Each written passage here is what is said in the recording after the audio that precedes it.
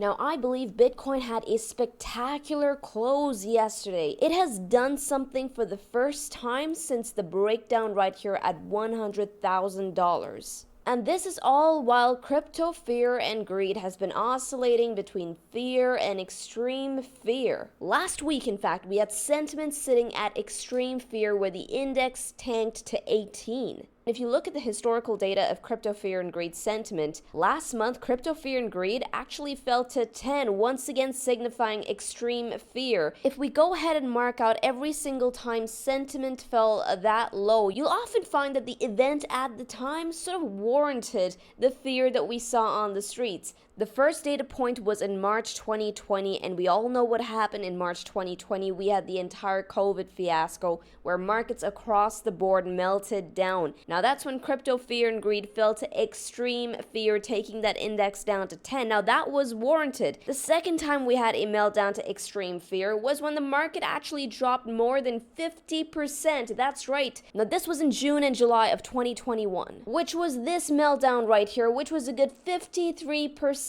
from the highs. People saw their entire portfolios get cut into half. Now the third time crypto fear and greed actually fell to extreme fear, once again dropping down to 10. Well, that was right here in Jan of 2022, and once again people saw their portfolios get chopped in half. That was a 52% dump to the downside. Now the fourth time crypto fear and greed actually fell to extreme fear, taking that index down to 10, is when Luna and 3AC unraveled. Now we know just how much leverage got unraveled over there. A lot of people lost a lot of money. That had this cascading tornado-like effect across the entire crypto space. Now the fifth circle that I have here was not extreme fear, but there was a crazy event that took place right there, which was none other than the FTX meltdown. And to think that despite the gravity of what happened there, crypto fear and greed only, yes, I'm gonna use the word only in this instance, fell to 20. Now fast forward to today, crypto fear and greed last month fell to extreme fear. Now I get it, this is due to the whole tariff uncertainty backdrop, but often you want to look to see if the technicals are actually backing up the fear. Now in all past 5 instances that I've circled out on my chart, you can see that the technicals actually back the fear. However, this time around, we have none of it. The highest point of this rally to the local low that we put in, that was 30% on that dump, which is quite average volatility when it comes to Bitcoin's pullback ranges across history. In addition to that, we're holding some of our most important cyclical regions of support, like for instance the bi-weekly dynamic support, which by the way, we haven't closed under. In fact, the bi-weekly support is now inching up. We got a positive slope on there. Cloud is still green, telling us that hey, bulls are still in control, and that this might actually be a better buy the dip opportunity than sell your bags opportunity. As you have noticed that throughout the entirety of this bull run, every single visit of that bi-weekly dynamic was picked up by the buyers. That's where the buying force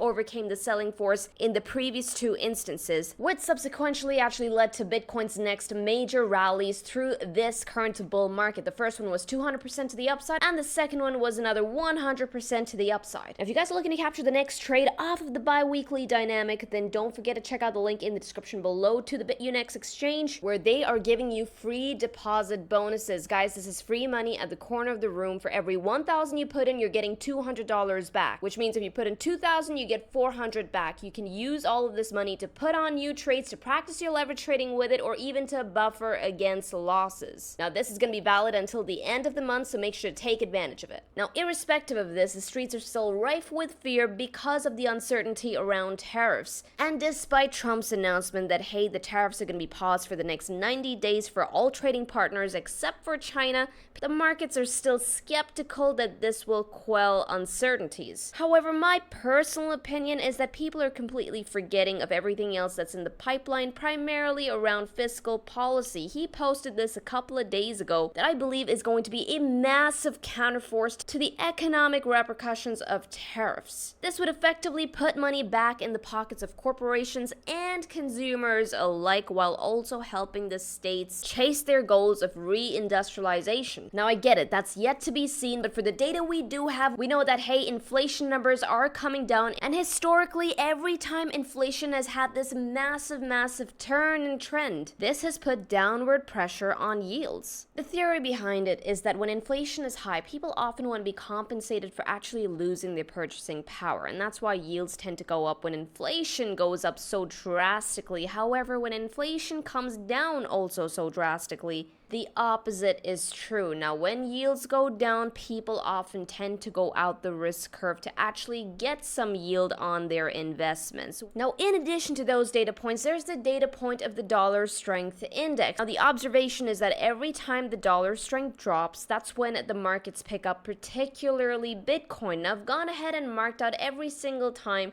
Dixie has actually fallen off a cliff. Now we have 3 instances of that, and I believe we're getting our 4th one right now, right here. Now if I go ahead and lay over Bitcoin's price chart, as you can see in the pink line right there, and I take every red box to encompass Bitcoin's price action and see what happened during those phases where Dixie actually fell, you'll find that in every single instance where the dollar strength fell off a cliff, that's when Bitcoin had some of its most biggest rallies through the bull markets. In the first data point of 2013, where the dollar strength fell, that's where Bitcoin went from $20 all the way up to $1,000 per BTC. In the second instance, where the dollar strength actually tanked, that's when Bitcoin went from $1,000 to $20,000. That's right, that was the 2017 bull market. In the third instance where the dollar strength tanked, now this was during COVID, Bitcoin went from around $7,000 all the way up to $70,000, which was the bull run of 2021. Now in the most recent instance right here where the dollar strength tanked once again, that marked the reversal for Bitcoin, where Bitcoin went from $15,000 up to $25,000, then $60,000, and now $100,000. And now for the 5th time we have the same recipe. Dollar strength has tanked while Bitcoin is still currently sitting on cyclical regions of support